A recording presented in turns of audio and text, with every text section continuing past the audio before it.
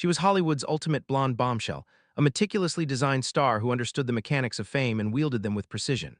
Jayne Mansfield dazzled with platinum hair, sparkling jewels, and a figure that seemed sculpted for the cameras, a woman who boldly vied with Marilyn Monroe for the title of America's sex symbol. Yet beneath the glittering surface, an intense ambition smoldered, a brilliant, fiercely intelligent woman desperate for recognition the press refused to grant her. Her story would shock the world, a meteoric rise followed by a sudden, horrifying tragedy. The final chapter of her life was far darker than anyone expected, revealing the devastating cost of fame. Born Vera Jane Palmer in 1933, she was a child prodigy, boasting an IQ of 163.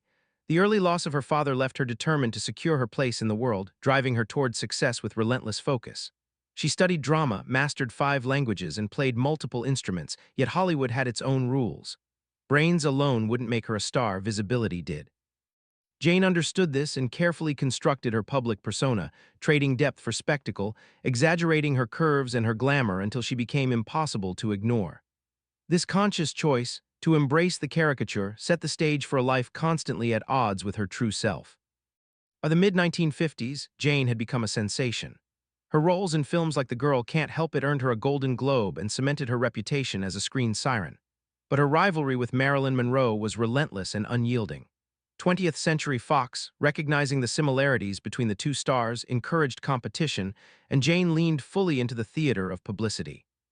She married bodybuilder Mickey Hargitay, turning their home into the legendary Pink Palace, and embraced the larger-than-life persona that made her famous. Yet the roles began to dwindle. Studios deemed her image too exaggerated, too comical. By the early 1960s, she was reduced to B-movies and non-stop nightclub appearances. Though money flowed, ambition turned to desperation. She had become trapped in the persona she had created, a glamorous clown who could never earn the respect she secretly longed for. The tragedy came in the spring of 1967.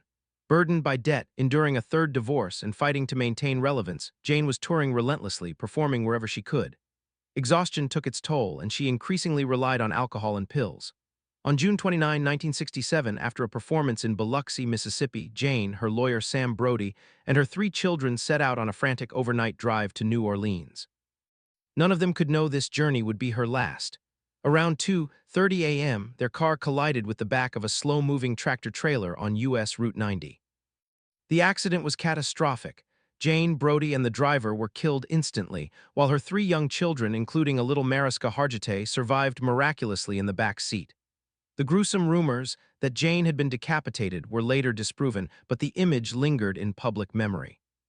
The true tragedy lay not in the sensationalized details, but in the waste of a life. A woman of extraordinary talent and intelligence, consumed by the relentless machinery of Hollywood, dying alone on a dark highway while chasing the next performance. Jayne Mansfield's death at just 34 stands as a stark, unforgiving testament to the price of fame in a world that worshipped her beauty yet discarded her humanity.